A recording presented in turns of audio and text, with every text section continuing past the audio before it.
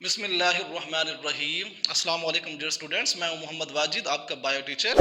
आज हम इंशाअल्लाह सेकेंड ईयर बायोलॉजी का जो नेक्स्ट टॉपिक है जिसका नाम है ऑस्मो रेगुलेशन इन एनिमल्स, इसके बारे में हम स्टडी करेंगे। तो स्टूडेंट, प्रीवियस लेक्चर के अंदर हमने पढ़ा था ऑस्मो रेगुलेशन इन प्लांट्स। हमने देखा था कि किस तरीके से पौधे ऑस्मो रेगुलेशन के जरिए सॉल्ट्स और वाटर की जो कंसंट्रेशन है उसको मेनटेन करते हैं। स्टूडेंट, पौधों की निस्बत जानवरों के अंदर ऑस्मो रेगुलेशन क्रिटिकल होती है, उनको क्रिटिकल सिचुएशन फेस करनी पड़ती है क्योंकि cell as an open system काम कर रहा होता है। उसमें कॉन्टिन्यूसली हर वक्त पानी दाखिल भी हो रहा होता है, हर वक्त पानी खारिज भी हो रहा होता है। तो इसलिए इसको क्रिटिकल सिचुएशन का सामना करना पड़ता है, किसको? जानवरों के सेल को।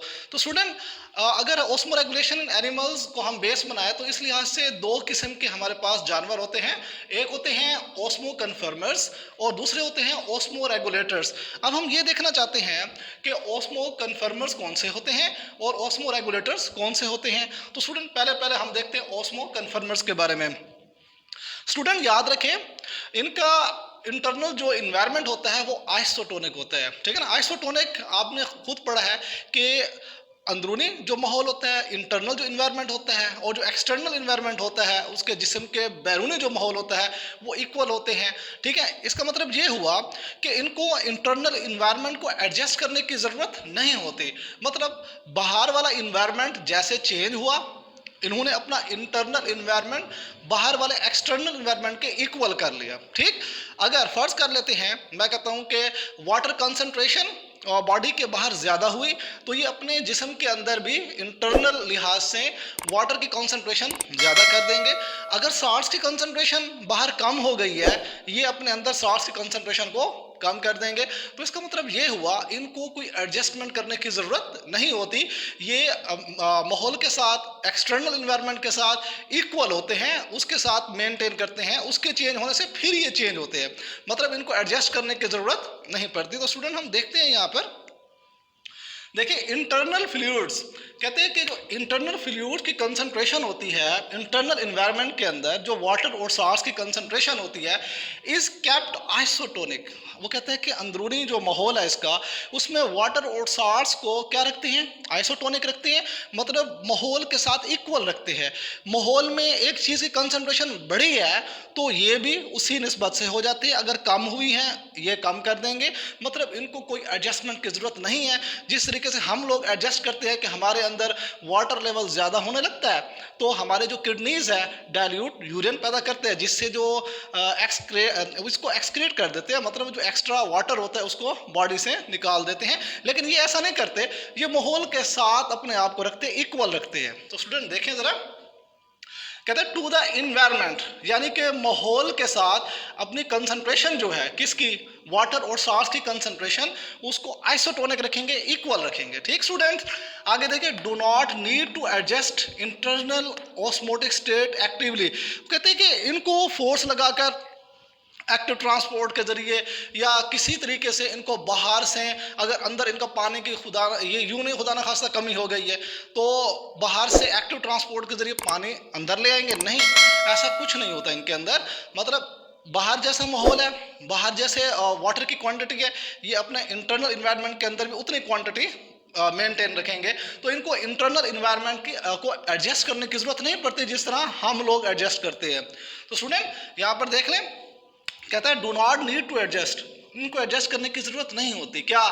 Internal osmotic state. कहता है कि जो इंटरनल ऑस्मोटिक सिस्टम है इसका, उसको चेंज करने की, उसको एडजस्ट करने की जरूरत नहीं है। जैसा माहौल होता है उसके इक्वल ये खुद को कर लेते हैं। इसी को तो कहते हैं ऑस्मो कन्फर्मर्स। इसकी एग्जांपल अगर देखी जाए स्टूडेंट, इनवर्टिब्रेट्स, ठीक है ना, काफ़ी सारे इन्वर्टिब्रेट्स इसी के अंदर आ जाते हैं। हैग फिशेस इसमें आ जाती है, ये आगे हम स्टडी भी करेंगे। तो स्टूडेंट, ये चीज़ आपको समझ आ गई होगी। तो नेक्स्ट है ऑस्मो रेगुलेटर्स। अब ये और ये एक दूसरे के उलट है, ठीक है। ऑस्मो रेगुलेटर्स कौन से होते हैं? जो अपना इंटरनल इन्वायरमेंट एडजस्ट करते हैं, उसको मेंटेन करते हैं।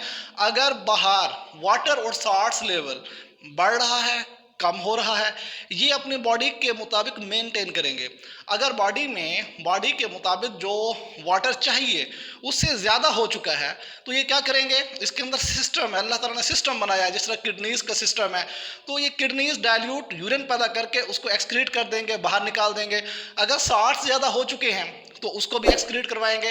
अगर वाटर की कंसंट्रेशन हमारी बॉडी में हमारी ज़रूरत के मुताबिक कम हो गई है तो किडनीज क्या करेंगी, कंसंट्रेटेड जो यूरिन है वो प्रोड्यूस करवाएगी, वाटर बॉडी के अंदर एडजस्ट करेगी, जो लेवल है उसको मेंटेन करेगी। मतलब इनको इंटरनल इन्वायरमेंट को एडजस्ट करने की ज़रूरत होती है। किनको स्टूडेंट, ऑस्मोरेगुलेटर्स को। तो देखें कहते हैं बॉडी फ्लूइड्स कंसंट्रेशन वेरी, कहते हैं चेंज होता रहता है इनका विद इन्वायरमेंट, माहौल के साथ। मतलब फर्ज कर लेते हैं माहौल में ज़्यादा हो गई कंसंट्रेशन वाटर की, ये क्या करेंगे, मेंटेन करेंगे, अंदर एडजस्ट करेंगे। क्या करेंगे, एडजस्ट करेंगे, जितनी बॉडी को ज़रूरत होगी उतना ही रखेंगे। अगर ज़्यादा हुई हैं तो उसको एक्सक्रीट करेंगे, कम हुई हैं तो उसको रोकेंगे। ठीक है, नीड टू एडजस्ट, इनको एडजस्ट करने की ज़रूरत है। क्या, इंटरनल ऑस्मोटिक स्टेट, यानी कि अंदरूनी जो ऑस्मोटिक इनका स्टेट है उसको एडजस्ट करेंगे, जितना हमारे बॉडी को ज़रूरत है, ठीक है ना, वहाँ तक वो रखेंगे, बाकी को एक्सक्रीट कर देंगे। अगर कमी हो गई है तो वो ज़्यादा जिस्म से खारिज नहीं करेंगे, उसको अंदर ही बरकरार रखेंगे। देखें कहते हैं कि अगर इनमें हाइपोटोनिक इन्वायरमेंट, स्टूडेंट आपको पता होना चाहिए, जब ऑस्मो रेगुलेटर्स की बात करता हूँ, इनका जो हाइपोटोनिक इन्वायरमेंट होता है तो इसमें पानी की ज़्यादती होती है, इनके अंदर पानी बहुत ज़्यादा हो जाता है इनके अंदर। जब पानी ज़्यादा होगा, अपने इंटरनल इन्वायरमेंट को एडजस्ट करने के लिए ये वाटर को एक्सक्रीट करेंगे, बाहर निकाल देंगे, क्योंकि वो एक्स्ट्रा होगा बॉडी के अंदर। तो हाइपोटोनिक इन्वायरमेंट के अंदर ये क्या करेंगे, H2O यानी कि पानी को क्या कर देंगे, रिलीज कर देंगे, बॉडी से बाहर निकाल देंगे। ठीक है स्टूडेंट।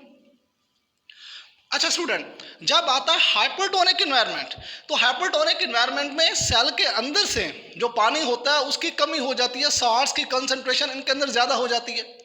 जब साल्ट्स की कंसंट्रेशन ज़्यादा होगी, वाटर की कंसंट्रेशन कम होगी हाइपरटोनिक के अंदर, तो ये साल्ट्स को क्या करेंगे, रिलीज करेंगे। कब, जब इनका एनवायरनमेंट कैसा हो, हाइपरटोनिक हो। तो स्टूडेंट इस सूरत में ये क्या करेंगे, साल्ट्स को, किसको, साल्ट्स को रिलीज कर देंगे। स्टूडेंट उम्मीद है कि ये चीज़ आपको समझ आई होगी।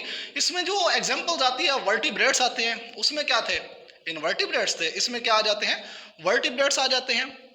तो स्टूडेंट इसमें और भी आ जा सकते हैं कि ये बोनी फिशेस होती है, कार्टिलिजीनियस फिशेस होती है, जो आगे आप स्टडी करेंगे वो भी इसकी एग्जांपल में आती है। तो स्टूडेंट ये शॉर्ट क्वेश्चन में पूछता होता है, इसका डिफरेंस पूछ लेता है एग्जाम में, इंपॉर्टेंट क्वेश्चन है ये भी, कि differentiate between osmo conformers and osmo regulators. तो उम्मीद है ये चीज़ आपको समझ आ गई होगी। इंशाअल्लाह नेक्स्ट लेक्चर के लिए बहुत जल्द मिलेंगे, तब तक के लिए अल्लाह हाफिज़।